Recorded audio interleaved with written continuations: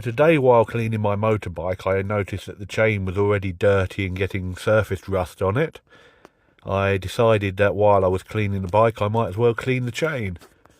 I did attempt to take the panniers off, but by the time I was working out how to do it, it was longer to try and take them off than it was to clean them with it on, clean the chain with it on. So there's plenty of room to clean it. I cleaned it, as you will see, in the area below the seat, and as well as you can get in like I did last time, between the rear wheel and the pannier there's enough room.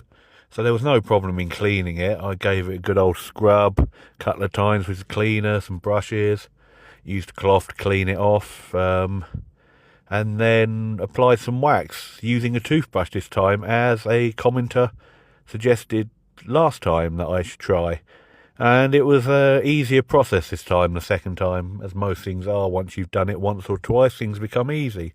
But yeah, I would say that there's no need to take the panniers off. It seems a lot longer to try and figure out how to take them off than it would be just to clean the chain and wax it. So I found no issues. Like I said, no issues on getting in there with a brush, no issues getting the wax or the cleaner in there, no mess made.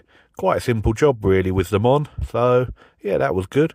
It also means that if I ever go away with the panniers on, I don't have to worry about trying to take them off in the middle of nowhere or a hotel car park somewhere to try and clean it. So that was good. I'm pleased with the results.